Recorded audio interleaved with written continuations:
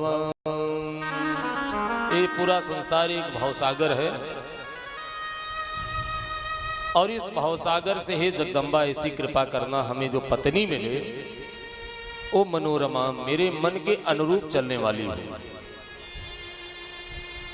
और संसार सागर से उस पार जाने के लिए वो नौका जैसी हो जाए, ऐसी कृपा करना।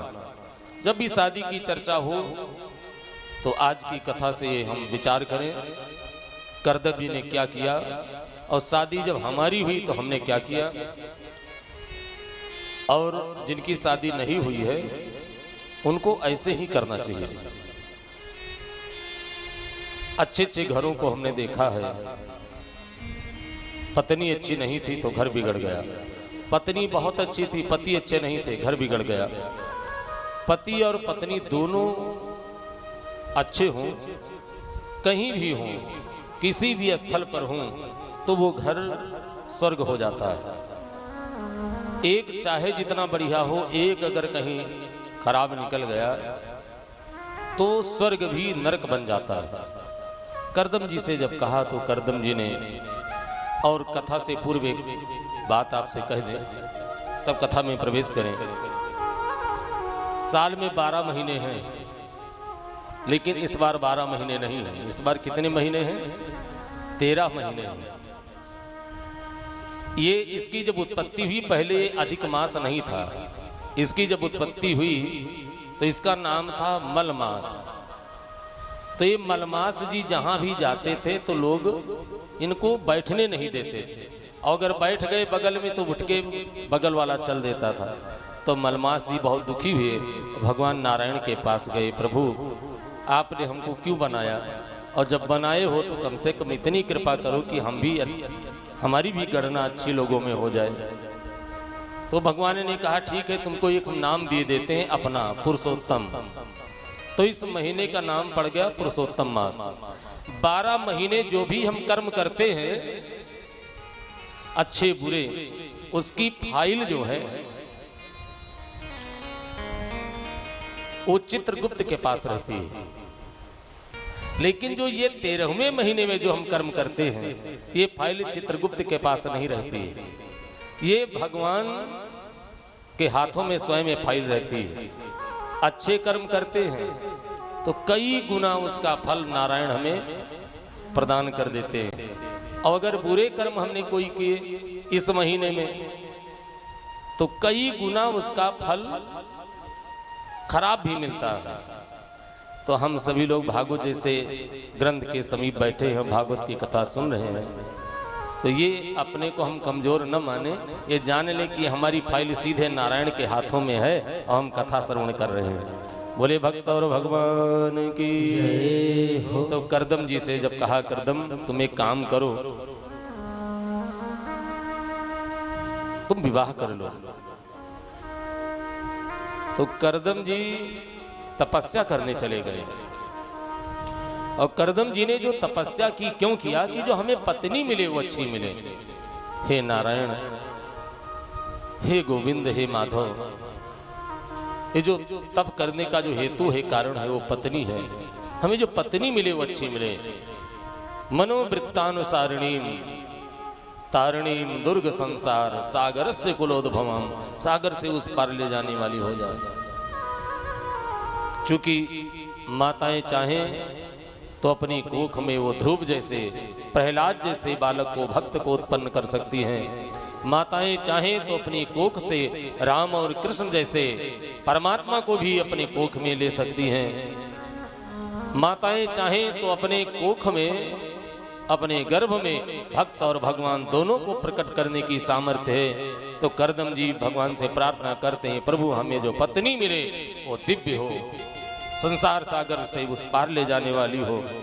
तो कहते हैं कि इतनी कठिन तपस्या किया इन्होंने कि भगवान नारायण के नेत्रों से असुर गिर गए और एक सरोवर बन गया। उस सरोवर का नाम पड़ा बिंदु सरोवर। भगवान नारायण कहते हैं करदम जी के सामने जब चतुर्भुज रूप में प्रकट हुए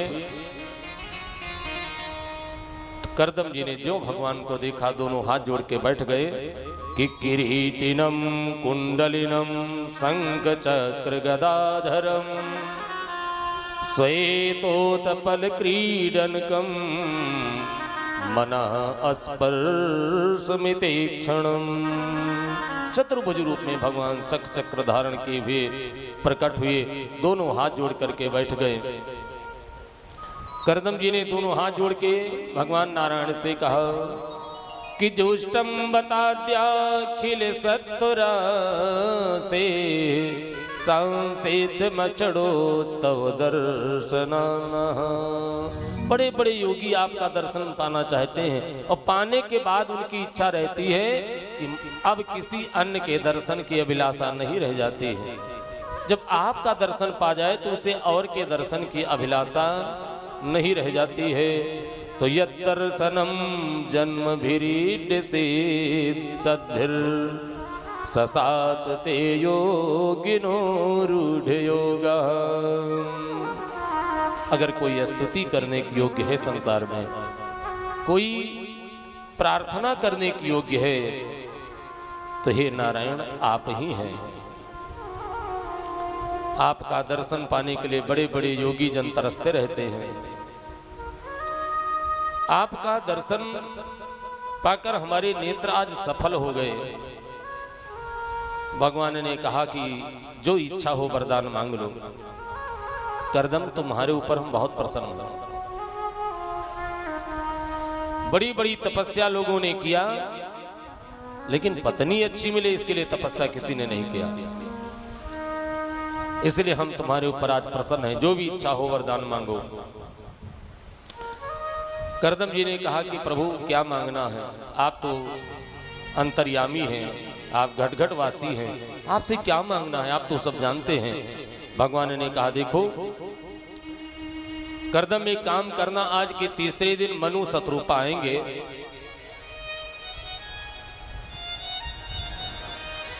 गोविंद मेरो है गोपाल मेरो है, गोविंद मेरो है गोपाल मेरो है, गोविंद मेरो है गोपाल मेरो है, गोविंद मेरो है गोपाल मेरो है। ओ बांके बिहारी नंदलाल मेरो है, ओ बांके बिहारी नंदलाल मेरो है, नंदलाल मेरो है गोपाल मेरो है, नंदलाल मेरो है गोपाल मेरो है, गोविंद मेरो है गोपाल मेरो है, गोविंद मेरो है गोपाल मेरो है, गोपाल मेरो है गोपाल मेरो है, नंदलाल मेरो है। भगवान ने कहा कि हे करदम आज के तीसरे दिन मनु और शत्रुपा आएंगे। उनकी 3 कन्याएं थी, प्रसूति, आकुति और देहूति। 2 की शादी हो गई, लेकिन जो देहूति हैं वो बहुत सुंदर है। तुम उनसे विवाह कर लेना और मैं तुम्हें वरदान देता हूं कि जब तुम विवाह कर लोगे तो तुम्हारे पत्नी के गर्भ से हम स्वयं अवतार लेंगे। भगवान इतना कह के अंतर्ध्यान हो गए और करदम जी ने 2 दिन इंतजार किया। तीसरे दिन आकाश में एक विमान दिखाई दिया और विमान में 3 लोग बैठे हैं, मनु, शत्रुपा और उनकी बेटी देहूति। तो करदम जी ने सोचा कि लाओ परीक्षा ले लें, चेक करें। देखिए ध्यान देना, स्वयं पारब्रह्म परमेश्वर ने जिसके नाम पर मोहर लगा दिया, करदम फिर भी परीक्षा लेने जा रहे हैं। 3 आसन बिछा दिए, शादी तभी करूंगा। 2 मन में भाव आए, अगर बैठ गई तो विवाह नहीं करेंगे और नहीं बैठेगी तो भी विवाह नहीं करेंगे। तो इसका तो मतलब ये हो गया कि विवाह नहीं करना है। बैठेगी तो भी नहीं करेंगे, नहीं बैठेगी तो भी विवाह नहीं करेंगे। विमान आया और मनु महाराज और शत्रुपा दोनों ने वंदन अभिनंदन किया करदम का और बैठ गए। लेकिन देहूती मन में विचार करती हैं, दोनों हाथ जोड़ के खड़ी हैं कि जिनके चरणों के पास में लेके आए हैं, इतने बड़े संत हैं, इनके साथ हमारी शादी होने वाली है। Let's do my makeup in just 5 minutes, starting with the primer. If your makeup also gets patchy, please get this one. Next up, using the concealer. वाली है और इन्होंने हमारे लिए आसन लगाया है। अगर आसन लगाया और मैं बैठ गई तो उचित नहीं है, ये मेरे परमेश्वर हैं। और अगर मैं नहीं बैठी तो जिसने भी आसन दिया है उसका अपमान हो जाएगा। तो झुक करके और जो आसन लगा था उसको प्रणाम कर लेते हैं। दाहिना हाथ वो रख करके और बगल में बैठ गई, मानो वो कह रही कि स्वामी आप हमारे परमेश्वर हैं, आपका ये आसन मैं स्वीकार करती हूँ, लेकिन मैं बैठ तो नहीं सकती हूँ। इस आसन को मैं प्रणाम करती हूँ और बगल में बैठ गई। करदम जी मन ही मन मुस्कुराए।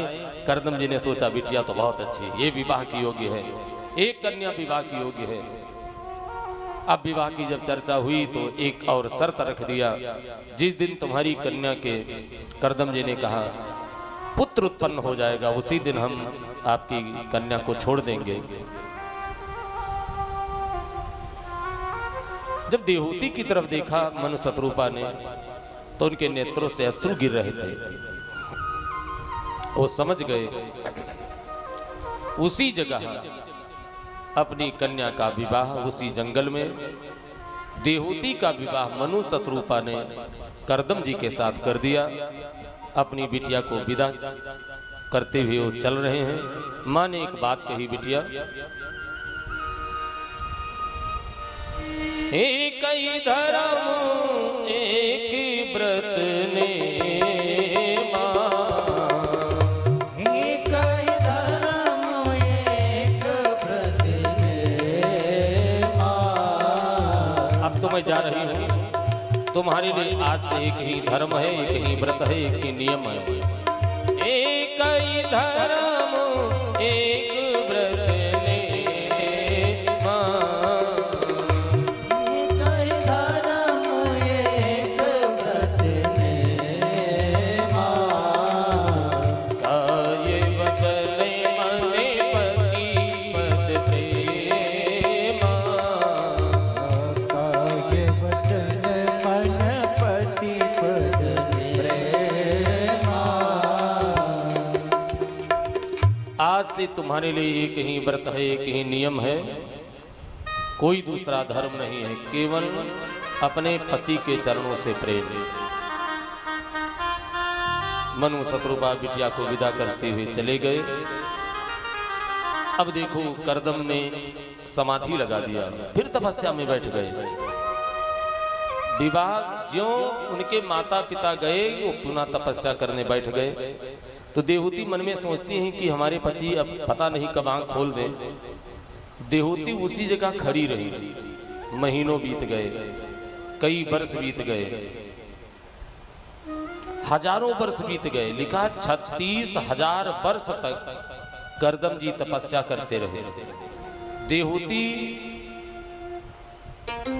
उसी जगह हाथ जोड़े खड़ी रही 36,000 वर्ष तक। और 36,000 में बचा क्या, केवल हड्डी का ढांचा, उस पे खाल चढ़ी हुई, मांस नहीं। करदम ने जब आंख खोली तो पूछा, देवी आप कौन हैं? तो रोने लगी। इन्होंने कहा कि प्रभु आप पूछते हैं कि मैं कौन हूं? मैं तो एक ही आशा में खड़ी थी कि हमारे पतिदेव आंख खोलेंगे तो हमसे कहेंगे देवी जी मुझे ये चाहिए, मुझे वो चाहिए। अब आप पूछते हैं कि आप कौन हैं? आप तो मेरे सर्वस्व हैं। अगर शरीर मैं हूं तो जो सांसें हैं वो आप हैं। करदम जी मुस्कुराए, कहा तुम्हारी इच्छा क्या है? तो इन्होंने कहा कि प्रभु मैं चाहती हूं कि आपके द्वारा हमें संतान की उत्पत्ति हो। इन्होंने एक विमान बनाया मनोमय, और करदम ने देहूती से कहा बिंद सरोवर है, इसमें जाके स्नान करो तुम। बिंद सरोवर में स्नान करने गई, डुबकी लगाई, ऊपर से देवांगनाएं आई, सुंदर सुंदर उबटन लगा के स्नान कराया। पहले सुंदर थी और जब उबटन लगा के स्नान करती हैं तो परम सुंदर हो गई। मनोमय विमान में बैठ के चल पड़ी और धीरे धीरे वो समय आया कि इनके यहाँ एक ही साथ 9 कन्याएं प्रकट हो गई। वे 9 कन्याएं नहीं है, ये मानो करदम के यहाँ 9 भक्ति अपना लड़कियों का रूप धारण करके 9 रूपों में 9 भक्ति प्रकट हो गई। हम लोग एक लड़की में घबरा जाते हैं, 2 हो गई तो तीसरे में तो पता नहीं क्या क्या दिमाग कहाँ चला जाता है। लड़कियों से नहीं घबराना, भगवान से को एक ही प्रार्थना कर दी, प्रभु चाहे वो बेटा हो चाहे वो बेटी हो, बेटा बेटी में अंतर नहीं है, लेकिन प्रभु जो भी संतान हो वो अच्छी संतान देना, चाहे बेटा हो चाहे बेटी हो। 9 संतानें इनके यहाँ लड़की के रूप में प्रकट हुई और 10वीं बार जब विहार हुआ तो स्वयं नारायण इनके यहाँ गर्भ में आए। समस्त देवता आकाश में आकर के और स्तुति करने लगे, श्री कृष्ण गोविंद हरे मुरारे, हे नाथ नारायण वासुदेव। श्री कृष्ण गोविंद हरे मुरारे, हे नाथ नारायण वासुदेव।